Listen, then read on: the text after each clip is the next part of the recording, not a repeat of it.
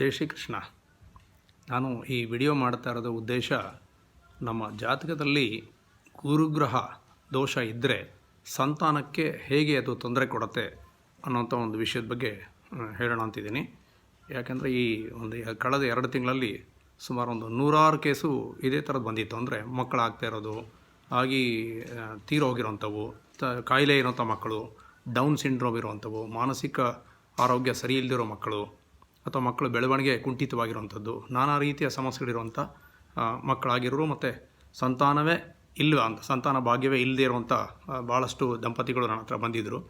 ಹಾಗಾಗಿ ಅವರಿಗೆಲ್ಲ ಬಹುಶಃ ಸ್ವಲ್ಪ ಸಹಾಯ ಆಗ್ಬೋದು ಅಂತ ಕಾಣುತ್ತೆ. ಅದಕ್ಕೋಸ್ಕರ ಈ ವಿಡಿಯೋ ಮಾಡ್ತಾಯಿದ್ದೀನಿ. ಇದನ್ನು ಯಾತಕ್ಕೆ ಅಂತ ಹೇಳಿದ್ರೆ, ನಾವು ಮದುವೆ ಮಾಡ್ಕೊಳ್ಳೋಕೆ ಮೊದಲೇ ಜಾತಕ, ಗಂಡು ಮತ್ತು ಹೆಣ್ಣಿನ ಜಾತಕನ ಪರಿಶೀಲನೆ ಮಾಡಿ ಈ ದೋಷಗಳ ಇದ್ದರೆ ಅದಕ್ಕೆ ಪರಿಹಾರ ಮೊದಲೇ ಮಾಡ್ಕೋಬೇಕು. ಮದುವೆಗೆ ಮುಂಚೆನೇ ಸಾಧ್ಯವಾದರೆ ಮಕ್ಕಳು ಮಾಡ್ಕೊಳ್ಳೋಕೆ ಮುಂಚೆ ಈ ಜಾತಕ ದೋಷಗಳನ್ನು ಪರಿಹಾರ ಮಾಡಿಕೊಂಡ ನಂತರ ಮಕ್ಕಳನ್ನು ಮಾಡ್ಕೊಳ್ಳಿ ಅನ್ನೋಂಥ ಸೂಚನೆ ಕೊಡೋಕ್ಕೋಸ್ಕರ ಈ ವಿಡಿಯೋ ಮಾಡ್ತಾಯಿದ್ದೀನಿ. That may help you a lot. ಯಾಕೆಂದರೆ ದೈಹಿಕವಾಗಿ, ಮಾನಸಿಕವಾಗಿ ಆರೋಗ್ಯ ಚೆನ್ನಾಗಿದೆ ಅಂತ ಮಕ್ಕಳು ಹುಟ್ಟಿದ ನಂತರ ಅವ್ರನ್ನ ರಿಪೇರಿ ಮಾಡೋದು ಕಷ್ಟ ಆಗುತ್ತೆ. ಅಂದರೆ ಅದಕ್ಕಾಗಿ ರಿಪೇರಿ ಖರ್ಚು, ಆಸ್ಪತ್ರೆ ಟ್ರೀಟ್ಮೆಂಟು, ಮತ್ತು ಜೀವಮಾನ ಪೂರ್ತ ಅವ್ರನ್ನ ನೋಡ್ಕೊಳ್ಬೇಕಂತ ಅನಿವಾರ್ಯ ಪರಿಸ್ಥಿತಿ, ಇದು ಅಂತ ಕೆಲವು ಋಣಗಳಿಂದ ಬರುವಂಥದ್ದು. ಹಾಗಾಗಿ ಇದನ್ನು ಮೊದಲು ಚೆಕ್ ಮಾಡ್ಕೊಳ್ಳಿ ಅನ್ನೋ ಕಾರಣಕ್ಕೋಸ್ಕರ ಈ ವಿಡಿಯೋ ಮಾಡ್ತಾಯಿದ್ದೀನಿ. ಜಾತಕದಲ್ಲಿ ಗುರು ಅಂತ ಹೇಳಿದ್ರೆ ಪ್ಲಾನೆಟ್ ಜುಪಿಟರ್ ಅಂತ ಕರಿತೀವಿ. ಆ ಜುಪಿಟರ್ ಅಂತ ಹೇಳಿದ್ರೆ ಅದರ ಕಾರಕತ್ವ ಏನೇನಿರುತ್ತೆ ಅಂತ ಹೇಳಿದ್ರೆ, ಮೊದಲನೇದಾಗಿ ಗುರುಗ್ರಹದ ಕಾರಕತ್ವ ಅಂದರೆ ದೈವಾನುಗ್ರಹವನ್ನು ಜಾತಕದಲ್ಲಿ ತೋರಿಸ್ಕೊಡುತ್ತೆ. ಅದಕ್ಕೆ ದೈವಾನುಗ್ರಹ ಕಾರಕ ಅಂತ ಕರಿತೀವಿ. ಅದರಿಂದ ಗುರು ಒಬ್ಬ ಜಾತಕದಲ್ಲಿ ಚೆನ್ನಾಗಿದ್ದರೆ ಕೋಟಿ ದೋಷಗಳನ್ನ ನಿವಾರಣೆ ಮಾಡ್ಬೋದು. ಎಂಥ ಸಮಸ್ಯೆಗಳು, ಎಂಥ ಕೆಟ್ಟ ಜಾತಕ ಆದರೂ ಕೂಡ ಅದಕ್ಕೆ ಪರಿಹಾರ ಮಾಡೋಕ್ಕೆ ಸಾಧ್ಯ. ಒಬ್ಬ ಗುರು ಚೆನ್ನಾಗಿರಬೇಕು ಜಾತಕದಲ್ಲಿ ಅಂತ ಹೇಳ್ತೀವಿ. ಅದರ ಉದ್ದೇಶ ಅಂತ ಹೇಳಿದ್ರೆ, ಜಾತಕದಲ್ಲಿ ಗುರು ಚೆನ್ನಾಗಿದ್ದರೆ ಅವ್ರಿಗೆ ಸ್ವಲ್ಪ ಆಧ್ಯಾತ್ಮಿಕ ಗುಣ ಸ್ವಭಾವ, ಧಾರ್ಮಿಕ ಸ್ವಭಾವ ಇರುತ್ತೆ. ಪೂಜೆ ಪುನಸ್ಕಾರ, ಹೇಳಿದ ಮಾತು, ಮಂತ್ರ ಜಪ ಇವೆಲ್ಲ ಮಾಡುವಂಥ ಗುಣ ಸ್ವಭಾವ ಇರುತ್ತೆ. ಹಾಗಾಗಿ ಒಂದು ಚೂರು ಆ ಸಂಸ್ಕಾರ ಇದ್ದಂಥ ವ್ಯಕ್ತಿಗೆ ನೀವೇನು ಬೇಕಾದ್ರೂ ಸಹಾಯ ಮಾಡ್ಬೋದು. ಅದೇ ಒಬ್ಬ ಸರಿಯಾದ ಸಮರ್ಥನಾದ ಗುರು ಸಿಕ್ಕಿದ್ರೆ ಅವರ ಜೀವನದಲ್ಲಿ ಅವ್ರು ಬೇಕಾಷ್ಟು ಮಾರ್ಗದರ್ಶನ ಸಿಗುತ್ತೆ. ಅದಿಲ್ಲದೆ ಹೋದಾಗ, ಗುರು ಗ್ರಹ ಚೆನ್ನಾಗಿದ್ದಾಗ ಭಾಳ ಜನಕ್ಕೆ ಕೆಟ್ಟ ಗುರುಗಳು ಸಿಗ್ತಾರೆ. ಅಂದರೆ ಅವ್ರನ್ನ ಸರಿಯಾದ ರೀತಿ ಗೈಡ್ ಮಾಡದಿರೋಂಥವ್ರು, ಬಾಯಿಗೆ ಬಂದಂಗೆ ಏನೋ ಹೇಳಿ ಕಳಿಸೋವಂಥ ಗುರುಗಳು. ಹಾಗಾಗಿ ಇನ್ನೂ ಅವ್ರಿಗೆ ದೇವ್ರ ಮೇಲೆ, ಗುರುಗಳ ಮೇಲೆ, ಅಸ್ಟ್ರಾಲಜಿ ಮೇಲೆ ನಂಬಿಕೆನೇ ಹೊರಟೋಗುವಂಥದ್ದು ಅಥವಾ ಬೇಸರ ಬರುವಂಥ ಅಂತಹ ಗುರುಗಳು ಸಿಗ್ತಾರೆ. ಅಂಥ ಅಸ್ಟ್ರಾಲಜಿಯಲ್ಲಿ ಸಿಗ್ಬೋದು, ಅವ್ರಿಗೆ ಗೊತ್ತಿರಲ್ಲ. ಹಾಗಾಗಿ ಜಾತಕದಲ್ಲಿ ಗುರು ಚೆನ್ನಾಗಿರಬೇಕು ಅಂತ ಹೇಳೋದು ಈ ಕಾರಣಕ್ಕೆ. ವಿಶೇಷವಾಗಿ ಸಂತಾನಕ್ಕೆ ಸಂಬಂಧಪಟ್ಟ ಹಾಗೆ ಆ ಗುರುಗ್ರಹದ ವಿಶ್ಲೇಷಣೆ ಈ ವಿಡಿಯೋದಲ್ಲಿ ಮಾಡ್ತಾಯಿದ್ದೀನಿ. ಗುರುಗ್ರಹದ ಕಾರಕತ್ವ ಅಂತ ಹೇಳಿದ್ರೆ ಧನಕಾರಕ ಅಂತ, ಹಣಕ್ಕೆ ಸಂಬಂಧಪಟ್ಟ ದುಡ್ಡಿಗೆ ರುಜು ಮಾರ್ಗದಿಂದ ಅಥವಾ ನ್ಯಾಯವಾದ ಮಾರ್ಗದಿಂದ ಹಣ ಸಂಪಾದನೆ ಮಾಡೋದಕ್ಕೆ ಕಾರಣ ಗುರುಗ್ರಹ ಆಗ್ತಾನೆ. ಅದರಿಂದ ಧನಕಾರಕ ಗುರು. ವಿದ್ಯಾಕಾರಕ, ವಿದ್ಯೆಗೆ, ಎಜುಕೇಷನ್ ಸಂಬಂಧಪಟ್ಟಂಗೆ ನಮ್ಮ ಅಕಾಡೆಮಿಕ್ಸ್ ಎಜುಕೇಷನ್ ಇರ್ಬೋದು ಅಥವಾ ನಮ್ಮ ಆಧ್ಯಾತ್ಮಿಕ ಜ್ಞಾನ ಇರ್ಬೋದು. ಆ 2 ಸಾಧನೆಗೂ ಕೂಡ ಗುರು ಚೆನ್ನಾಗಿರಬೇಕು ಜಾತಕದಲ್ಲಿ. ಮೊದಲನೇದಾಗಿ ಅಂತ ಹೇಳ್ತೀವಿ. ವಿದ್ಯಾಕಾರಕ ಕೂಡ ಗುರು ಆಗ್ತಾನೆ. ಹಾಗೆ ಸಂತಾನಕಾರಕ ಅಂತ, ಗುರು ಸಂತಾನಕ್ಕೆ ಸಂಬಂಧಪಟ್ಟವನೋದ್ರಿಂದ ಪ್ರಾಜನಿ ಅಥವಾ 5ನೇ ಮನೆ, ಜಾತಕದಲ್ಲಿ ಲಗ್ನದಿಂದ 5ನೇ ಮನೆಗೆ ಕಾರಕತ್ವ ಗುರು ಅಂತ ಹೇಳ್ತೀವಿ. ಆ ಗುರು ಜಾತಕದಲ್ಲಿ ಚೆನ್ನಾಗಿರಬೇಕು. ಹಾಗೆ ಈ ವಿವೇಕಕಾರಕ ಅಂತ ಕೂಡ, ವಿಸ್ಡಮ್ ಅಂತ ಹೇಳ್ತೀವಿ. ಅಂದರೆ ಡಿಸ್ಕ್ರಿಷನಿ ಪವರ್, ವಿದ್ಯೆ, ಬುದ್ಧಿ ಬೇರೆ. ಬುದ್ಧಿಗೆ ಬುಧಗ್ರಹ ಇರ್ತಾನೆ. ವಿದ್ಯೆ ಮತ್ತು ವಿವೇಕಕ್ಕೆ ಪ್ಲಾನೆಟ್ ಜುಪಿಟರ್ ಅಥವಾ ಗುರುಗ್ರಹ ಕಾರಣ ಆಗುತ್ತೆ. ಸೊ ಯಾರ ಜಾತಕದಲ್ಲಿ ಗುರು ವೀಕ್ ಇರ್ತಾನೆ, ಅವನು ದುರ್ಬಲನಾಗಿರ್ತಾನೆ, ಅಥವಾ ಶತ್ರು ಕ್ಷೇತ್ರದಲ್ಲಿರ್ತಾನೆ, ಅಥವಾ ನೀಚ ಕ್ಷೇತ್ರದಲ್ಲಿ ಇರ್ತಾನೆ. ಮಕರ ರಾಶಿ ಗುರುಗ್ರಹಕ್ಕೆ 5ನೇ ಡಿಗ್ರಿಯಲ್ಲಿ ನೀಚ ಸ್ಥಾನ ಆಗುತ್ತೆ. ಅಂಥ ಜಾತಕದಲ್ಲಿ ನಾವು ಸಾಮಾನ್ಯ ನೋಡ್ತೀವಿ, ಇರ್ರಿಲಿಜಿಯಸ್ ನೇಚರ್ ನೋಡ್ತೀವಿ. ಮತ್ತು ಅವ್ರಿಗೆ ದುಡ್ಡು ಕೈಲಿ ನಿಲ್ಲಲ್ಲ, ಮತ್ತು ವಿದ್ಯಾಭ್ಯಾಸ ಮೊಟಕಾಗಿರುತ್ತೆ. ಇಲ್ಲಾಂದರೆ ಅಕ್ರಮ ಮಾರ್ಗದಿಂದ ಹಣ ಸಂಪಾದನೆ ಮಾಡುವಂಥದ್ದು, ಅಂದರೆ ನ್ಯಾಯ ನೀತಿ ಧರ್ಮವನ್ನು ಬಿಟ್ಟು ಮೋಸ, ವಂಚನೆ, ಅನ್ಯಾಯದಿಂದ ಹಣ ಸಂಪಾದನೆ ಮಾಡುವಂಥವ್ರು ಬದುಕೋರು ನೋಡ್ತೀವಿ. ಹಾಗೆ ಈ ಜಾತಕದಲ್ಲಿ ಕೆಲವು ದೋಷಗಳನ್ನ ಹೇಳ್ತೀವಿ. ಗುರುಗ್ರಹ ದೋಷಗಳು ಹೇಗಿರುತ್ತೆ ಅನ್ನೋದನ್ನು ಕೆಲವು ವರ್ಣನೆ ಮಾಡ್ತೀನಿ. ಜಾತಕದಲ್ಲಿ ಮಕರ ರಾಶಿಯಲ್ಲಿ ಗುರು ಇದ್ದರೆ, ವಿಶೇಷವಾಗಿ ಗುರುಗೆ ನೀಚ ಸ್ಥಾನ ಅಂತ ಕರಿತೀವಿ. ಅದರಲ್ಲೂ ಮಕರ ರಾಶಿಯ 5ನೇ ಡಿಗ್ರಿ ಗುರುಗೆ ಪರಮ ನೀಚ ಸ್ಥಾನ ಅಂತ ಕರಿ, ಅಂದರೆ ಸಂಪೂರ್ಣ ದುರ್ಬಲ, 100% ದುರ್ಬಲ ಅನ್ನೋ ಸ್ಥಿತಿ ಗುರುಗ್ರಹಕ್ಕಿರುತ್ತೆ. ಅದು ಸಾಮಾನ್ಯ ಯಾರಿಗೂ ಒಳ್ಳೆಯದಲ್ಲ. ಇನ್ನು ಮುಂದೆ ಬರುವಂಥ ಬಹುಶಃ ಅಕ್ಟೋಬರ್, ನವಂಬರ್ 2021ನೇ ಇಸ್ವಿಯಿಂದ 1 ವರ್ಷ ಟೈಮ್ ಚೆನ್ನಾಗಿರಲ್ಲ. ಆ ಟೈಮಲ್ಲಿ ಮಕರ ರಾಶಿ ಗುರು ಇರ್ತಾನೆ. ಹಾಗಾಗಿ ಮಕರ ರಾಶಿ ಗುರು ಇರುವಾಗ ಸಾಮಾನ್ಯವಾಗಿ ಮಕ್ಕಳನ್ನು ಮಾಡ್ಕೋಬಾರ್ದು ಅಂಥ ಟೈಮಲ್ಲಿ. ಅಂದರೆ ಆ 1 ವರ್ಷದಲ್ಲಿ ಗುರು ಮಕರ ರಾಶಿಲಿರೋ ಟೈಮಲ್ಲಿ ಯಾರಿಗಾರ ಡೆಲಿವರಿ ಆಯಿತು ಅಂತ ಹೇಳಿದ್ರೆ, ಆ ಹುಟ್ಟೋ ಮಗುಗೆ ಗುರು ಶಾಪ ಇರುತ್ತೆ. 12 ವರ್ಷಕ್ಕೆ ಈ ಸೈಕಲ್ ರಿಪೀಟ್ ಆಗುತ್ತೆ. 1961 ತಗೊಳ್ಳಿ, 61ನೇ ಇಸ್ವಿ, 73ನೇ ಇಸ್ವಿ, 85, 97, 2009, 2021, ಅಲ್ಲಿಂದ ಮುಂದೆ ಮತ್ತೆ ಇನ್ನು 12 ವರ್ಷಕ್ಕೆ ಈ ಸೈಕಲ್ ರಿಪೀಟ್ ಆಗುತ್ತೆ. ಪ್ರತಿ 12 ವರ್ಷಕ್ಕೊಂದು ಸಲ ಗುರು ಮಕರ ರಾಶಿಗೆ ಬರ್ತಾನೆ. ಆ ಒಂದು ವರ್ಷ ಮಕ್ಕಳನ್ನು ಮಾಡ್ಕೊಳ್ಳೋದನ್ನ ಅವಾಯ್ಡ್ ಮಾಡಿ. ಇದನ್ನು ಭಾಳ ಹಿಂದೆ ನಾನು ಹೇಳಿದ್ದೀನಿ. ನನ್ನ ಶಿಷ್ಯರು ಯಾರೂ ಕೂಡ ಇಂಥ ಸಮಯದಲ್ಲಿ ಮಕ್ಕಳನ್ನು ಮಾಡ್ಕೊಳ್ಳೋ ಹೊಸ ಮದುವೆ ಆಗಿರೋ ದಂಪತಿಗಳಿಗೆ ನಾನು ಕಾಶನ್ ಕೊಟ್ಟಿರ್ತೀನಿ. ಹಾಗಾಗಿ ಅವ್ರು ಯಾರು ಈ ಕೆಲಸವನ್ನು ಮಾಡಲ್ಲ. ಯಾಕೆಂದರೆ ಗುರು ಶಾಪ ಇರುವಂಥ ಶಾಪಗ್ರಸ್ತ ಮಕ್ಕಳು ಹುಟ್ಟಿದ್ರೆ, ಅಂಥ ಜೀವಾತ್ಮರು ಭೂಮಿಗೆ ಬಂದರೆ ಅವ್ರನ್ನ ಪರಿಹಾರ ಮಾಡೋದನ್ನ ರಿಪೇರಿ ಮಾಡೋದು, ಪರಿಹಾರ ಮಾಡೋದಾಗಲಿ, ಸರಿಯಾದ ದಾರಿಗೆ ಮತ್ತೆ ತರೋದಾಗಲಿ ತುಂಬಾ ಕಷ್ಟ ಆಗುತ್ತೆ. ಹಾಗಾಗಿ ಅದನ್ನು ಅವಾಯ್ಡ್ ಮಾಡಿ ಅಂತ ನಾವು ಹೇಳ್ಕೊಡ್ತೀವಿ. ಇನ್ನೊಂದು ಕೆಟ್ಟ ಕಾಂಬಿನೇಷನ್ ಅಂತ ಹೇಳಿದ್ರೆ, ಲಗ್ನದಿಂದ 6ನೇ ಮನೆ, 8ನೇ ಮನೆ ಮತ್ತು 12ನೇ ಮನೆ ಒಳಗೆ ಗುರುಗ್ರಹ ಇದ್ದರೆ ಅದನ್ನು ಗುರು ಶಾಪದ ಜಾತಕ ಅಂತ ಕರಿತೀವಿ. ಮಕರ ರಾಶಿಯಲ್ಲಿ ಗುರು ಇದ್ದಂತೂ ಕೂಡ ಆ ನೀಚ ಸ್ಥಾನದ ಜೊತೆಯಲ್ಲಿ ಅವ್ರಿಗೆ ಗುರು ಶಾಪ ಇದೆ ಅಂತ ಹೇಳ್ತೀವಿ. ಗುರು ಶಾಪ ಅಂದರೆ ಏನು ಅಂತ ಹೇಳಿದ್ರೆ, ಸನ್ಯಾಸಿಗಳು, ಸಾಧುಗಳು, ಸತ್ಪುರುಷರು, ದೈವಭಕ್ತರು, ಜ್ಞಾನಿಗಳು, ಬ್ರಾಹ್ಮಣರು, ಮತ್ತು ಟೀಚರ್ಗಳು ಅಂದರೆ ಉಪಾಧ್ಯಾಯರು, ವಿದ್ಯೆ ಕಲಿಸೋಂಥ ಗುರುಗಳು, ಸೊ ಇಂಥ ಯಾರಿಗಾದ್ರೂ ನಾವು ಅಪಮಾನ ಮಾಡಿದರೆ, ಅವಹೇಳನ ಮಾಡಿದರೆ, ಅವಮಾನ ಮಾಡಿ ಮರ್ಯಾದೆ ತೆಗೆದಿದ್ದರೆ, ಅವರ ಹಣಕಾಸಿಗೆ ವಂಚನೆ ಮಾಡಿದರೆ, ಅವ್ರಿಗೆ ಯಾವುದೇ ರೀತಿ ದ್ರೋಹ ಮಾಡಿದರೆ ಅವರ ಶಾಪಕ್ಕೆ ಗುರಿ ಆಗ್ತೀವಿ. ಜನ್ಮಾಂತರದಲ್ಲಿ ಮಾಡಿ ತಪ್ಪಿಗೆ ಮುಂದಿನ ಜನ್ಮಗಳಲ್ಲೂ ಕೂಡ ಅನುಭವಿಸ್ಬೇಕಾಗತ್ತೆ. ಇದನ್ನು ಗುರು ಶಾಪ ಅಂತ ಕರಿತೀವಿ. ಗುರು ಶಾಪ ಅಂತ ಸಂಪೂರ್ಣವಾಗಿ ಒಬ್ಬ ವ್ಯಕ್ತಿಯ ಸರ್ವನಾಶಕ್ಕೆ ಕಾರಣ ಆಗುತ್ತದು. ಹೀಗೆ ಭಾಳ ಜನಗಳ ಜಾತಕದಲ್ಲಿ ಇರುತ್ತದು. 12 ವರ್ಷಕ್ಕೊಂದು ಸಾರಿ ಪ್ರಪಂಚದಾದ್ಯಂತ ಹುಟ್ಟುವ, ಒಂದು ವರ್ಷ ಹುಟ್ಟುವಂಥ ಯಾರು ಇರ್ತಾರೆ ಜೀವಾತ್ಮರು, ಅವರೆಲ್ಲರ ಜಾತಕದಲ್ಲೂ ಇದಿರುತ್ತೆ. ಇದು ಬರೀ ಇಂಡಿಯಾಗೆ ಸೀಮಿತವಾಗಿದೆ ಅಂದ್ಕೋಬೇಡಿ. ಪ್ರಪಂಚದ ಯಾವುದೇ ಮೂಲೆಯಲ್ಲಿ ಹುಟ್ಟಿದರೂ ಕೂಡ ಅವರಿಗೆ ಈ ಸಮಸ್ಯೆಗಳು ಬರ್ತವೆ. ಎಷ್ಟೋ ಜನ ನನ್ನ ಹತ್ರ ಕನ್ಸಲ್ಟೇಷನ್ ಬಂದವರೆಲ್ಲ ನಾನು ಜಾತಕದಲ್ಲಿ ನೋಡಿದ್ದೀನಿ. 1 ಲಕ್ಷಕ್ಕೂ ಹೆಚ್ಚು ಜಾತಕ ಈ 50 ವರ್ಷದಲ್ಲಿ ನೋಡಿರೋದ್ರಿಂದ ನನಗೆ ಅನುಭವದ ಮೇಲೆ ಹೇಳ್ತೀನಿ. ಸೊ ಆ ಜಾತಕದಲ್ಲಿ ಗುರು ನೀಚವಾಗಿದ್ದರೆ ಒಂದು ವಿದ್ಯಾಭ್ಯಾಸ ಇರಲ್ಲ. ಎರಡನೇದು ಹೇಗಾಗುತ್ತೆ ಅಂದರೆ, SLC PUCಗೆ ಅಥವಾ ಡಿಗ್ರಿ ಮಾಡದೆ ಬಿಟ್ಟು ಹೋಗೋಂಥವ್ರು ಇರ್ತಾರೆ. ಇಲ್ಲ ಅಂತ ಹೇಳಿದ್ರೆ BE ಮಾಡಿದವರು, software engineers, mechanical engineers, electrical engineers, ಪ್ರೊಫೆಸರ್ಗಳು, ಡಾಕ್ಟ್ರುಗಳು, ಇಂಥವ್ರು ಕೂಡ ಸರಿಯಾದ ಅವರ ಗೌರವ ಸಿಗದೆ, ಸ್ಟೇಟಸ್ ಸಿಗದೆ, ಸಂಪಾದನೆ ಸಿಗದೆ, ಹಣಕಾಸಿನ ಅನುಕೂಲ ಇಲ್ಲದೆ ಕೆಲಸ ಬಿಟ್ಟಂಥವ್ರು, ಓದಿದ ವಿದ್ಯೆಗೂ ಮತ್ತು ಮಾಡ್ತಾ ಇರೋ ಕೆಲಸಕ್ಕೂ ಜೀವನಕ್ಕೂ ಸಂಬಂಧನೇ ಇಲ್ಲ. ಆ ರೀತಿ ದೋಷಗಳಾಗುವಂಥದ್ದಿರ್ತವೆ. ಇಂಥದನ್ನು ಭಾಳಷ್ಟು ಜಾತಕಗಳು ನೋಡಿದ್ದೀನಿ. ಮತ್ತು ಸಂತಾನಕ್ಕೆ ಸಂಬಂಧಪಟ್ಟ ಹಾಗೆ ಅವರಿಗೆ ಮಕ್ಕಳುಗಳು ಆಗೋದು ಕಷ್ಟ ಆಗುತ್ತೆ. ಆ ಮಕ್ಕಳಾಗೋದು ಸರಿಯಾದ ಅಂದರೆ ಒಳ್ಳೆ ಗುಣ ಸ್ವಭಾವ ಇರೋಂಥ ಮಕ್ಕಳು ಹುಟ್ಟಲ್ಲ. ಕೆಲವು ಮಕ್ಕಳು ಆಗೋದೇ ಇಲ್ಲ ಅಂತಿಲ್ಲ, ಮಕ್ಕಳು ಆಗುತ್ತೆ. ಅಂಥದ್ರಲ್ಲಿ ಈ ದೋಷ ಇರುವಂಥ ಮಕ್ಕಳು ಹುಡ್ತವೆ. ಅವ್ರ ಜಾತಕದಲ್ಲಿ ಕೂಡ ಆ ದೋಷ ಇನ್ನೂ ಹೆಚ್ಚು ಮ್ಯಾನಿಫೆಸ್ಟ್ ಆಗ್ತಾ ಹೋಗೋದ್ರಿಂದ ಅದನ್ನು ರಿಪೇರಿ ಮಾಡೋದು ಮತ್ತೆ ಕಷ್ಟ ಆಗ್ತಾ ಹೋಗುತ್ತೆ. ಹಾಗಾಗಿ ಈ ದೋಷಗಳನ್ನ ಮದುವೆಗೆ ಮುಂಚೆನೇ ರಿಪೇರಿ ಮಾಡ್ಕೋಬೇಕು ಅಂತ ನಾನು ಮೊದಲು ಹೇಳಿದ್ದೀನಿ. ಎರಡನೇದು, ಗುರು 6ನೇ ಮನೆ, 8ನೇ ಮನೆ, 12ನೇ ಮನೆಯಲ್ಲಿ ಇದ್ದರೆ ಮಾತ್ರ ಅಲ್ಲ, ಗುರುವಿನ ಜೊತೆ ರಾಹು ಇದ್ದರೆ, ಗುರುವಿನ ಜೊತೆ ರಾಹು ಗ್ರಹ ಇದ್ದರೆ ಅದನ್ನು ಗುರುಚಾಂಡಾಲ ದೋಷ ಅಥವಾ ಯೋಗ ಅಂತ ಕರಿತೀವಿ. ದುರ್ಯೋಗ, ಅದು ಒಳ್ಳೆಯ ಯೋಗ ಅಲ್ಲ, ಕೆಟ್ಟ ಯೋಗ. ಅದು ಗುರುಚಾಂಡಾಲ ದೋಷ ಅಂತ ಕರಿತೀವಿ ಅಥವಾ ಗುರುಚಾಂಡಾಲ ಯೋಗ ಅಂತ ಕರಿತೀವಿ. ಗುರುವಿನ ಜೊತೆ ರಾಹು ಇದ್ದರೆ ಈ ದೋಷ ಬರುತ್ತೆ. ಅವರು ಇರ್ರಿಲಿಜಿಯಸ್ ಆಗ್ತಾರೆ, ಅಧಾರ್ಮಿಕ ವ್ಯಕ್ತಿಗಳಾಗ್ತಾರೆ. ಧರ್ಮ, ಪೂಜೆ ಪುನಸ್ಕಾರ, ದೇವರು, ಗುರುಗಳು, ಸಾಧು ಸಂತರು, ಧಾರ್ಮಿಕ ಜ್ಞಾನ ಅಂತ ಹೇಳಿದ್ರೆ ಮೈಲಿ ದೂರ ಓಡೋಗುವಂಥವ್ರು, ಅದ್ರ ಬಗ್ಗೆ ಆಸಕ್ತಿ ಇಲ್ಲದೆ ಇರೋಂಥವ್ರು, ಅದ್ರ ಬಗ್ಗೆ ಕೇವಲವಾಗಿ ಮಾತಾಡೋಂಥವ್ರು, ಕೆಟ್ಟದಾಗಿ ಮಾತಾಡೋಂಥವ್ರು, ತಪ್ಪು ಭಾವನೆಗಳನ್ನ ಬೇರೆಯವ್ರ ಕೈಯಲ್ಲಿ ಮೂಡಿಸುವಂಥವ್ರು, ಈ ರೀತಿ ಜನಗಳಿರ್ತಾರೆ. ಮತ್ತು 1ನೇ ಮನೆ ಗುರುವಿನಿಂದ 5ನೇ ಮನೆ, 7ನೇ ಮನೆ ಮತ್ತು 9ನೇ ಮನೆ ರಾಹು ಇದ್ದರೂ ಕೂಡ ಅದನ್ನು ಗುರು ಚಾಂಡಾಲ ದೋಷ ಅಂತಲೇ ಕರಿತೀವಿ ನಾವು. ಆವಾಗ ಗುರು ಕೆಟ್ಟು ಹೋಗ್ತಾನೆ. ಹೇಗೆ ಒಂದು ಕೆಟ್ಟ ಮಾವಿನ ಹಣ್ಣನ್ನು ಒಂದು ಬುಟ್ಟಿ ಚೆನ್ನಾಗಿರೋ, ಒಂದು ಬುಟ್ಟಿ ಪೂರ್ತ ಚೆನ್ನಾಗಿರೋ ಮಾವಿನ ಹಣ್ಣು ಜೊತೆ ಇಟ್ಟರೆ ಇಡೀ ಬುಟ್ಟಿ ಕೊಳತ ಹೋಗುತ್ತೋ ಹಾಗೆ ಗುರುಗ್ರಹ ವೀಕ್ ಆಗುತ್ತೆ. ಅಂದರೆ ಆ ವ್ಯಕ್ತಿಯ ದೈವಾನುಗ್ರಹ ತುಂಬ ಕಡಿಮೆ ಆಗ್ತಾ ಹೋಗುತ್ತೆ. ಅದರಿಂದ ಅವರಿಗೆ ಏನೇ ಕೆಲಸಗಳು ಮಾಡಿದ್ರು ಕೂಡ ಅಪಯಶಸ್ಸು ಶುರುವಾಗ್ತಾ ಹೋಗುತ್ತೆ.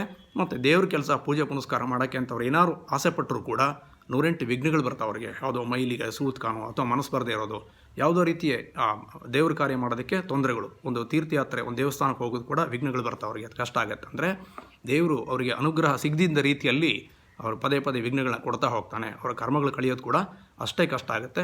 ಮತ್ತು ಅವರ ಜೀವಮಾನದಲ್ಲಿ ಒಳ್ಳೆಯ ಗುರುಗಳು ಸಿಗೋದು ಕಷ್ಟ ಆಗುತ್ತೆ. ಇದನ್ನು ಮನಸ್ಸಲ್ಲಿ ಇಟ್ಕೋಬೇಕು. ವಿದ್ಯಾಭ್ಯಾಸ, ಸಂತಾನ ಮತ್ತು ವಿವೇಕ, ಈ 3 ಅವ್ರಿಗೆ ತುಂಬ ತೊಂದರೆ ಕೊಡುತ್ತೆ. ಜೊತೆಯಲ್ಲಿ ಧನಕಾರಕ ಅಂತ ಹೇಳಿದ್ರೆ ಹಣಕಾಸಿನ ಸಮಸ್ಯೆಗಳು ತುಂಬ ಅನುಭವಿಸ್ತಾರೆ. ಕೆಲವರು ದುಡ್ಡಿಗಾಗಿ ಭಾಳ ಕಷ್ಟಪಡೋಂಥದ್ದು, ಸ್ವಲ್ಪ ಸಂಪಾದನೆ ಮಾಡೋಕ್ಕೂ ಕೂಡ ಜೀವನ ಸರಿಯಾದ ರೀತಿಯಲ್ಲಿ ಗೌರವವಾಗಿ ನಡೆಸೋದು ಕೂಡ ಕಷ್ಟ ಆಗುತ್ತೆ. ಅಂಥವ್ರು ನೋಡಿದ್ದೀವಿ. ಅದರ ಜೊತೆಯಲ್ಲಿ ಕೋಟಿಗಟ್ಟಲೆ ಸಂಪಾದನೆ ಮಾಡಿ ಆಮೇಲೆ ದೊಡ್ಡ ದೊಡ್ಡ ಸ್ಕ್ಯಾಂಡಲ್ಗಳಲ್ಲಿ ಸಿಗಾಕೊಂಡು ಆ ಸ್ಕ್ಯಾಂಡಲ್ಗಳ ಮೂಲಕ ಅವರ ಮರ್ಯಾದೆ, ಮಾನ, ಸೋಷಿಯಲ್ ಸ್ಟೇಟಸ್ ಎಲ್ಲವನ್ನೂ ಕಳ್ಕೊಂಡು ಪೆಟ್ಟು ತಿನ್ನುವಂಥದ್ದು, ಅವಮಾನಗಳು ಅನುಭವಿಸೋದು, ಜೈಲುವಾಸ ಅನುಭವಿಸೋರು ಕೂಡ ನಾನು ನೋಡಿದ್ದೀನಿ. ಹಾಗಾಗಿ ಈ ಗುರುಗ್ರಹ ಅನ್ನೋದು ಅಷ್ಟು ವಿಶೇಷದ್ದು. ಅದು ಚೆನ್ನಾಗಿಲ್ಲ ಅಂತ ಹೇಳಿದ್ರೆ ಒಬ್ಬ ಮನುಷ್ಯನ ಇಡೀ ಜೀವನವನ್ನೇ ತಿಂದು ಹಾಕತ್ತೆ. ಅದರಿಂದ ಗುರುಗ್ರಹ ಚೆನ್ನಾಗಿರೋ ಹಾಗೆ ನಾವು ನೋಡ್ಕೋಬೇಕು. ಅದು ನಮ್ಮ ಕೈಲಿಲ್ಲ, ಆದರೆ ಕೆಲವು ಭಾಗ ಮಾತ್ರ ಹೇಳ್ತೀನಿ. ಸೊ ಮಕರ ರಾಶಿಯಲ್ಲಿ ಗುರು ಇರುವಾಗ ಮಕ್ಕಳನ್ನು ಮಾಡ್ಕೋಬೇಡಿ ಅಂತ ಹೇಳ್ತೀನಿ. ಹಾಗೆ ಕರ್ಕಾಟಕ ರಾಶಿಯಲ್ಲಿ ಅದರ ತದ್ವಿರುದ್ಧ ಅಲ್ಲಿ ಗುರು ಇದ್ದಾಗ ಅದು 5ನೇ ಡಿಗ್ರಿ ಕರ್ಕಾಟಕ ರಾಶಿಯಲ್ಲಿ ಪರಮೋಚ್ಚ ಸ್ಥಾನ, ಗುರುಗೆ ಎಕ್ಸಾಲ್ಟೇಷನ್ ಪಾಯಿಂಟ್ ಅಂತ ಕರಿತೀವಿ. ಅಲ್ಲಿದ್ದಾಗ ಹುಟ್ಟುವಂಥ ಮಕ್ಕಳು ಕನಿಷ್ಠ ಒಂದು ಮಹಾಜ್ಞಾನಿಗಳಾಗಿರ್ತಾರೆ. ನಾನು ಹೇಳ್ತೀನಿ ಭಾಳ ಜನಕ್ಕೆ ಡಬಲ್ ಗ್ರ್ಯಾಜುಯೇಟ್ಸು, PhD ಮಾಡುವಂಥವ್ರು, ದೊಡ್ಡ ವ್ಯಕ್ತಿಗಳು ಅಥವಾ ಮಹಾನ್ ಧಾರ್ಮಿಕ ಜ್ಞಾನಿಗಳು ಅಂಥವ್ರು ಹುಟ್ಟುತ್ತಾರೆ. ಅದು ಕೂಡ 12 ವರ್ಷಕ್ಕೊಂದ್ಸಲ ರಿಪೀಟ್ ಆಗ್ತಾ ಹೋಗುತ್ತೆ. ಸೊ ಇದನ್ನು ಗುರುಗ್ರಹ ಸೂರ್ಯನ ಹಿಂದೆ ಅಥವಾ ಮುಂದೆ 11 ಡಿಗ್ರಿ ಒಳಗಿದ್ದಾಗ ಅದು ಅಸ್ತ ಅಂತ ಕರಿತೀವಿ. ಸೂರ್ಯನ ಜೊತೆಯಲ್ಲಿ ಯಾವುದೇ ಗ್ರಹಗಳಿದ್ರೂ ಕೂಡ 1 ಡಿಗ್ರಿ ಒಂದೊಂದು ಪ್ಲಾನೆಟ್ ಇರುತ್ತೆ.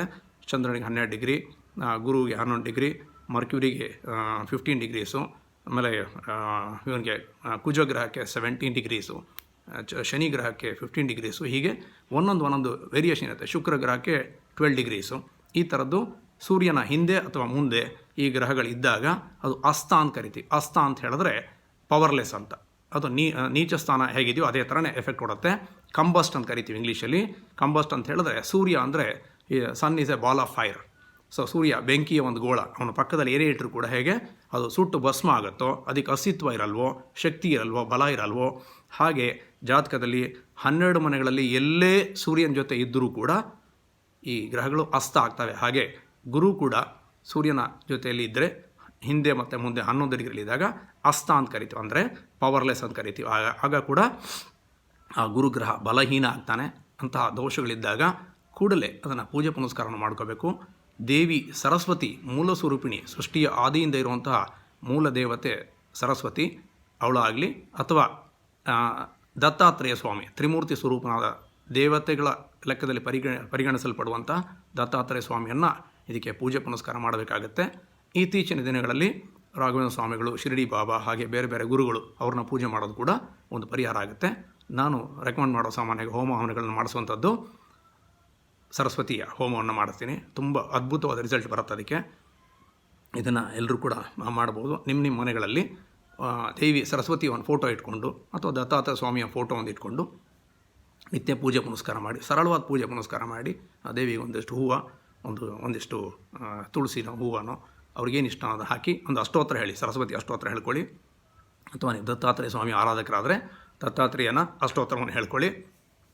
ಓಂ ಶ್ರೀ ವಾಣಿಯೈ ನಮಃ, ಓಂ ಶ್ರೀ ವಾಣಿಯೈ ನಮಃ. ಇದು ಸಣ್ಣ ಮಂತ್ರ ಸರಸ್ವತಿದು. ಇದನ್ನು 108ರಿಂದ 1008 ಮಂತ್ರ ದಿನ ಜಪ ಮಾಡ್ಕೊಳ್ಳಿ. ಗುರುವಾರ ಥರ್ಸ್ಡೇ ಸರಸ್ವತಿಗೆ ಭಾಳ ವಿಶೇಷವಾದ ದಿನ. ಆ ದಿನ ಸರಸ್ವತಿಯನ್ನು ಪೂಜೆ ಪುನಸ್ಕಾರ ಮಾಡಿ ವಿಶೇಷವಾಗಿ ನೈವೇದ್ಯವನ್ನು ಕೊಡಿ. ನಿಮ್ಮ ಮನೇಲಿ ಏನಿದೆಯೋ ಅದನ್ನು ಕೊಡಿ. ಸಿಹಿ ಪದಾರ್ಥ ಏನೇ ಮಾಡಿದ್ರು ಕೂಡ ಅದು ಸರಸ್ವತಿಗೆ ಭಾಳ ಇಷ್ಟ. ಗುರುಗ್ರಹಕ್ಕೆ ಸಿಹಿ ತತ್ವ, ಆದ್ದರಿಂದ ಸಿಹಿಯಾದ ವಸ್ತುಗಳನ್ನು ಗುರುವಾರ ನೈವೇದ್ಯ ಮಾಡಿ. ಆಮೇಲೆ ಕಡಲೆಕಾಳನ್ನು ನಾವು ಉಸ್ಲಿ ಮಾಡ್ತೀವಲ್ಲ, ಅದನ್ನು ಆ ಕಡಲೆಕಾಳನ್ನು ಉಸ್ಲಿ ಮಾಡಿ ಪ್ರತಿ ಗುರುವಾರ ಒಂದಿಷ್ಟು ಜನಕ್ಕೆ ಪ್ರಸಾದ ಕೊಡಿ. ಸತ್ಸಂಗ ಮಾಡಿ ಮನೆಯಲ್ಲಿ 4-5 ಭಜನೆಗಳು, ಸ್ತೋತ್ರಗಳು, ಗುರು ಸ್ತೋತ್ರಗಳು ಹಾಡೇನು ಬರುತ್ತೋ, ಸರಸ್ವತಿದು, ದತ್ತಾತ್ರೇಯನ ಹಾಡುಗಳು, ಈ ಥರದ್ದು ಹಾಡಿ ಆ ಭಜನೆ ಮಾಡಿ ಪ್ರಸಾದವನ್ನು ಬೇರೆಯವ್ರಿಗೆ ಕೊಡಿ. ಇಲ್ಲ ಅಂತ ಹೇಳಿದ್ರೆ ಯಾವುದಾದ್ರು ರಾಯರ ಮಠನೋ ಅಥವಾ ಶಿರಡಿ ಬಾಬಾ ಮಠನೋ, ಶಿರಡಿ ಬಾಬಾ ದೇವಸ್ಥಾನನೋ ಅಥವಾ ಸರಸ್ವತಿ ಮಂದಿರನೋ ಹತ್ತಿರದಲ್ಲಿದ್ದರೆ ಅಲ್ಲಿಗೆ ಕಡಲೆಕಾಳನ್ನು ದಾನವಾಗಿ ಕೊಡಿ. ನಿಮ್ಮ ಕೈಲಿ ಆದಷ್ಟು ಒಂದು ಅರ್ಧ ಕೆಜಿನೋ, 1/4 ಕೆಜಿನೋ, 1 ಕೆಜಿನೋ, ನಿಮ್ಗೆ ಎಷ್ಟು ಶಕ್ತಿ ಇದೋ ಅಷ್ಟು ಕಡಲೆಕಾಳನ್ನು ಕೊಂಡ್ಕೊಂಡು ಹೋಗಿ ಪ್ರತಿ ಗುರುವಾರ ಅದನ್ನು ದಾನ ಮಾಡ್ತಾ ಬನ್ನಿ. ಅದ್ರ ಜೊತೆಯಲ್ಲಿ ಬೆಲ್ಲವನ್ನು ಕೊಡ್ಬೋದು, ಸಿಹಿಯನ್ನು ಕೊಡ್ಬೋದು, ಅಂತ ಸ್ವೀಟನ್ನ ದಾನ ಕೊಡ್ಬೋದು, ಮಕ್ಕಳಿಗೆ ಕೊಡ್ಬೋದು. ಈ ರೀತಿ ಗುರುಗಳಿಗೆ ಸಮರ್ಪಣೆ ಮಾಡೋದು. ಡ್ರೈ ಫ್ರೂಟ್ಸನ್ನು ತೊಗೊಂಡೋಗಿ ಕೊಡಿ. ಸಾಮಾನ್ಯ ಗುರುಗಳಿಗೆ ಕೊಡಬೇಕಾದ್ರೆ ಸಾಧು ಸಂತರಿಗೆ, ಸನ್ಯಾಸಿಗಳಿಗೆ ಅದನ್ನು ಡ್ರೈ ಫ್ರೂಟ್ಸನ್ನು ಕೊಡುವಂಥದ್ದು ಇರುತ್ತೆ. ಹಣ್ಣುಗಳನ್ನು ತೊಗೊಂಡೋಗಿ ಕೊಡಿ, ವಸ್ತ್ರಗಳನ್ನು ಕೊಡಿ. ಅವ್ರು ಕೊಟ್ಟು ಅವ್ರ ಪಾದಕ್ಕೆ ನಮಸ್ಕಾರ ಮಾಡಿ, ನಾನು ತಿಳಿದೋ ಇಂಥ ತಪ್ಪುಗಳು ಮಾಡಿದ್ದೀನಿ, ಜನ್ಮಾಂತರದಲ್ಲಿ ಮಾಡಿದಂಥ ಈ ದೋಷಕ್ಕೆ ಇವತ್ತಿಗೂ ನಾನು ಕಷ್ಟವನ್ನು ಪಡ್ತಾ ಇದ್ದೀನಿ, ಅನುಭವಿಸ್ತಾ ಇದ್ದೀನಿ, ದಯಮಾಡಿ ನನ್ನ ಗುರು ಶಾಪವನ್ನು ವಿಮೋಚನೆ ಮಾಡಬೇಕು ಅಂತ ಹೇಳಿ ಯಾವುದಾದ್ರು ಒಳ್ಳೆ, ನಿಮಗೆ ನಂಬಿಕೆ ಶ್ರದ್ಧೆ ಇರುವಂಥ ಒಳ್ಳೆಯ ಗುರುವಿನ ಪಾದಕ್ಕೆ ನಮಸ್ಕಾರ ಮಾಡಿ ಅವರು ಮಾರ್ಗದರ್ಶನದಲ್ಲಿ ಮುಂದೆ ನಡೆದ ಹೋದರೆ ನಿಮ್ಮ ಜೀವನ ಚೆನ್ನಾಗಾಗುತ್ತೆ. ಜಾತಕವನ್ನು ಫಸ್ಟ್ ನೋಡ್ಕೊಳ್ಳಿ. ನಿಮ್ಮ ಜಾತಕದಂಥ ದೋಷಗಳಿದ್ದರೆ ನೀವೇ ಕಂಡುಹಿಡ್ಕೋಬೋದು, ಅದು ಪರಿಹಾರ ಮಾಡ್ಬೋದು. ಮದುವೆಗೆ ಮುಂಚೆ ಹುಡುಗ ಮತ್ತು ಹುಡುಗಿ ಎರಡೂ ಜಾತಕಗಳನ್ನು ಪರಿಶೀಲನೆ ಮಾಡಿ ಗುರುಗ್ರಹ ಚೆನ್ನಾಗಿದೆಯಾ, ಇದರ ಜೊತೆಯಲ್ಲಿ ಲಗ್ನದಿಂದ 5ನೇ ಮನೆ ಅದನ್ನು ಕೂಡ ನೋಡ್ತೀವಿ. ಪಂಚಮಾಧಿಪತಿ ಅಂತ ಹೇಳ್ತೀವಿ, ಅದನ್ನು ಪೂರ್ವ ಪುಣ್ಯ ಸ್ಥಾನ ಅಥವಾ ಸಂತಾನ ಸ್ಥಾನ ಅಂತ ಕೂಡ ಹೇಳ್ತೀವಿ, ಉಪಾಸನಾ ಸ್ಥಾನ ಅಂತ ಕೂಡ ಹೇಳ್ತೀವಿ. ಆ 5ನೇ ಮನೆಯಲ್ಲಿ ಕೆಟ್ಟ ಗ್ರಹಗಳಿದ್ದರೆ, ರಾಹು ಇದ್ದರೆ, ಕೇತು ಇದ್ದರೆ, ಶನಿ ಸೂರ್ಯ, ಕುಜ ಇಂಥದ್ದು ಯಾವುದೇ ಪಾಪಗ್ರಹಗಳಿದ್ದರೂ ಕೂಡ ಆ 5ನೇ ಮನೆ ಸಫರ್ ಆಗುತ್ತೆ. ಅವರಿಗೆ ಉಪಾಸನೆ ಅಂದರೆ ಪೂಜೆ ಪುನಸ್ಕಾರ ಧ್ಯಾನ ಇಂಥದ್ದು ಮಾಡೋಕ್ಕೂ ಕಷ್ಟ ಆಗುತ್ತೆ. ಸಂತಾನ ಹುಟ್ಟುವ ಸಂತಾನ ಕೂಡ ಒಳ್ಳೆಯದಾಗಿರಲ್ಲ. ಜೊತೆಯಲ್ಲಿ ಪೂರ್ವ ಪುಣ್ಯ ಸ್ಥಾನ ಚೆನ್ನಾಗಿಲ್ಲ ಅಂತ ಹೇಳಿದ್ರೆ ಜನ್ಮಾಂತರದಲ್ಲಿ ಅವರು ತಂದಂಥ ಪುಣ್ಯ ಅಂದರೆ ಹಿಂದಿನ ಜನ್ಮದಲ್ಲಿ ಮಾಡೋದಂಥ ಪುಣ್ಯ ಕಾರ್ಯಗಳು ಭಾಳ ಕಡಿಮೆ ಇದೆ ಅಂತ ಅರ್ಥ ಆಗುತ್ತೆ. ಅದು ಕೂಡ ಸಂತಾನ ದೋಷಕ್ಕೆ ಕಾರಣ ಆಗುತ್ತೆ. ಅದನ್ನು ಪರ್ಟಿಕ್ಯುಲರ್ಲಿ ಇದನ್ನು ನೋಡ್ಕೋಬೇಕು. ಪಂಚಮದಲ್ಲಿ ರಾಹು ಇದ್ದರೆ ಅಥವಾ ಕೇತು ಇದ್ದರೆ ಪಂಚಮ ಅರಿಷ್ಟ ಅಂತ ಕರಿತೀವಿ. ಆ ದೋಷಗಳನ್ನು ಕೂಡ ಚೆಕ್ ಮಾಡ್ಕೊಂಡು ಅದಕ್ಕೆ ಪರಿಹಾರಗಳನ್ನ ಮಾಡಬೇಕು. ನಾಗದೋಷ ಮತ್ತು ಸರ್ಪದೋಷ ನಿವಾರಣೆಗಳನ್ನು ಕೂಡ ಮಾಡ್ಕೋಬೇಕು. ಸೊ ಹಾಗಾಗಿ ಸಂತಾನಕ್ಕೆ ನೂರಾರು ಕಾರಣಗಳಿರ್ತವೆ, ಅಂಥ ದೋಷಗಳು ಇರ್ತವೆ. ಅದರಿಂದ ಪದೇ ಪದೇ ಗರ್ಭಪಾತ ಆಗುವಂಥದ್ದಾದರೆ ಖಂಡಿತವಾಗ್ಲೂ ರಾಹು ದೋಷ ಇರುತ್ತೆ. ಮತ್ತು ಕನ್ಸೀವ್ ಆಗೋಕ್ಕೆ ಬಿಡಲ್ಲ. ರಾಹು ಅಂದರೆ ಸೆಪ್ರೇಟಿಂಗ್ ಫೋರ್ಸ್ ಅಂತ. ಹೀಗೆ 108 ವಿಚಾರಗಳನ್ನು ಜಾತಕದಲ್ಲಿ ಚೆಕ್ ಮಾಡಬೇಕಾಗುತ್ತೆ.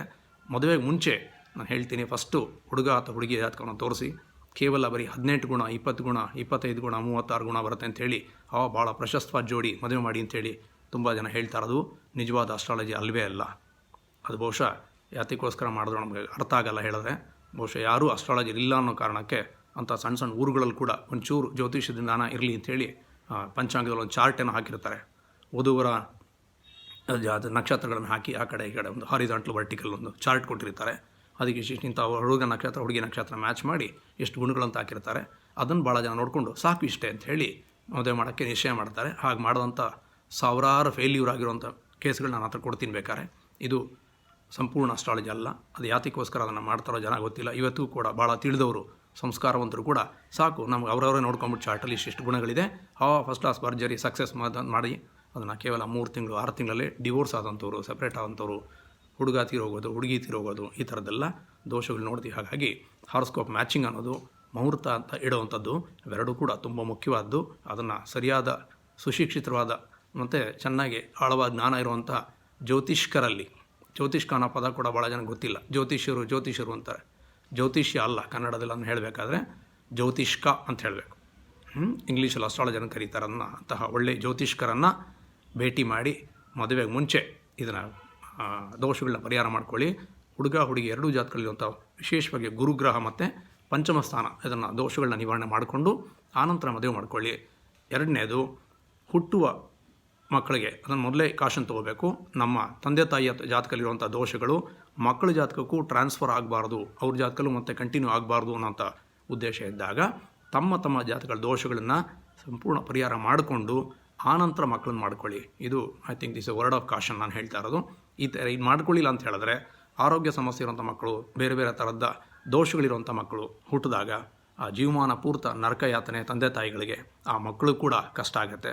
ಆದಷ್ಟು ಅಂತಹ ಮಕ್ಕಳನ್ನು ಹೆರೋದನ್ನು ಕಡಿಮೆ ಮಾಡಿ ಗುರು ಜಾತಕದಲ್ಲಿ ವಿಶೇಷವಾಗಿ ಚೆನ್ನಾಗಿರಬೇಕು. ಹಾಗಾಗಿ ಎಲ್ಲ ಗ್ರಹಗಳಿಗೂ ನಾವು ನೋಡ್ತೀವಿ, ದೋಷಗಳು ನೋಡ್ತೀವಿ. ಅದರಲ್ಲೂ ವಿಶೇಷವಾಗಿ ಗುರುಗ್ರಹ ದೋಷವಾದರೆ ಇಷ್ಟೆಲ್ಲ ಸಮಸ್ಯೆಗಳ ಕಾರಣ ಆಗುತ್ತೆ. ಒಬ್ಬ ಮನುಷ್ಯನ ಇಡೀ ಜೀವನವನ್ನೇ ತಿಂದು ಹಾಕತ್ತೆ, ಒಂದು ವಂಶವನ್ನೇ ನಾಶ ಮಾಡುತ್ತೆ. ಅದರಿಂದ ಗುರು ಶಾಪ ಅನ್ನೋದು, ಗುರು ಚಾಂಡಾಲ ದೋಷ ಅಥವಾ ಯೋಗ ಅಂತ ಹೇಳೋದು ತುಂಬ ಕೆಟ್ಟದ್ದು. ಅದರಿಂದ ಎಲ್ಲ ರೀತಿಯ ನಷ್ಟಗಳು ಅನರ್ಥಗಳು ಕೂಡ ಜೀವನದಲ್ಲಿ ಸಂಭವ ಆಗ್ತವೆ. ಅದನ್ನು ತಡಿಬೇಕು. ಹಾಗಾಗಿ ಎಷ್ಟು ಎಚ್ಚರಿಕೆ ಸಾಧ್ಯವೋ ಮುನ್ನೆಚ್ಚರಿಕೆನ ವಹಿಸಬೇಕು. ಜಾತಕ ದೋಷಗಳನ್ನ ನಿವಾರಣೆ ಮಾಡ್ಕೊಳ್ಳಿ.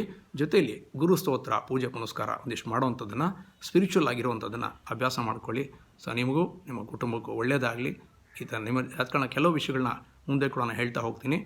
ಜ್ಯೋತಿಷ್ಯ ಸುಳ್ಳು, ಅಸ್ಟ್ರಾಲಜಿ ಸುಳ್ಳು ಅಂತ ಹೇಳೋರಿಗೆ ಕೆಲವು ನಾನು ಸೂತ್ರಗಳನ್ನ ಕೊಡ್ತೀನಿ ಮುಂದಿನ ವಿಡಿಯೋಗಳಲ್ಲಿ. ಅವ್ರ ಜಾತಕದಲ್ಲಿ ಅಥವಾ ಅವರ ಸ್ನೇಹಿತರು, ಅವರ ಕಲೀಗ್ಸು, ಫ್ರೆಂಡ್ಸು ಎಂಥವ್ರ ಜಾತಕಗಳನ್ನ ಕಲೆಕ್ಟ್ ಮಾಡಿ ಸುಮ್ಮನೆ ಕುತೂಹಲಕ್ಕೆ ಒಂದು 100 ಜಾತಕಗಳನ್ನ ಚೆಕ್ ಮಾಡ್ತಾ ಹೋಗಿ ನಿಮಗೆ ಬೇಕಾದಷ್ಟು ಅಚ್ಚರಿಯಾಗುವಂಥ ವಿಚಾರಗಳು ಜಾತಕದಲ್ಲಿ ಗೊತ್ತಾಗ್ತಾ ಹೋಗ್ತವೆ. ಇದು ರಿಸರ್ಚ್ ಮಾಡ್ತಾ ನಿಮಗೆ ಗೊತ್ತಾಗುತ್ತೆ ಹೊರತು ಯಾವುದೋ 1-2 ಅಸ್ಟ್ರಾಲಜಿ ಪುಸ್ತಕ ಓದ್ಕೊಂಡು ನಾನು ಜ್ಯೋತಿಷ ಹೇಳ್ತೀನಿ ಅಂತ ಹೇಳುವಂಥ ವ್ಯಕ್ತಿಗಳ ಮುಂದೆ ಹೋದಾಗ ನಿಮಗೆ ಇಂಥದ್ದೆಲ್ಲ ತಪ್ಪುಗಳು ದೋಷಗಳಾಗ್ತವೆ. ಅವ್ರು ಹೇಳೋದೆಲ್ಲ ಸುಳ್ಳು, ಅದು ಯಾವುದು ನಡೆಯಲ್ಲ ಅಂಥೇಳಿ ಜ್ಯೋತಿಷನ ಬೈಬೇಡಿ. ಜ್ಯೋತಿಷಿಗಳು ತಪ್ಪು ಮಾಡ್ಬೋದು. ಅದರಿಂದ ಸರಿಯಾದ ಅನುಭವಿ ಜ್ಯೋತಿಷಿಗಳ ಹತ್ರ ಹೋಗಿ, ಅಂತಹ ಗುರುಗಳ ಹತ್ರ ಹೋಗಿ ಕೇಳಿಸ್ಕೊಳ್ಳಿ. ಅವರ ಪರಿಹಾರಗಳನ್ನ ನಿಮ್ಮ ಶಕ್ತಿ ಏನಿದೆ ಅದು ಮಾಡಿ. ಪೂಜೆ ಪುನಸ್ಕಾರ, ಮಂತ್ರ ಜಪದಿಂದ ಹಿಡಿದು ಹೋಮ ಹವನಗಳ ತನಕನೂ ಬೇಕಾದಷ್ಟು ರೇಂಜ್ ಪರಿಹಾರಗಳಿರ್ತವೆ. ನಮ್ಮ ಶಕ್ತಿಗೆ ಏನು ಕೊಟ್ಟಿದ್ದಾನೋ ದೇವರು, ಆ ಪರಿಹಾರಗಳನ್ನ ಮಾಡ್ಕೋಬೇಕಾಗತ್ತೆ. ಅಂತಹ ಪರಿಹಾರಗಳನ್ನ ನೀವು ಮಾಡ್ಕೊಳ್ಳಿ. ನಿಮ್ಮ ಜೀವನ ಚೆನ್ನಾಗಿರಲಿ, ಒಳ್ಳೆಯದಾಗಲಿ. ಜೈ ಶ್ರೀಕೃಷ್ಣ.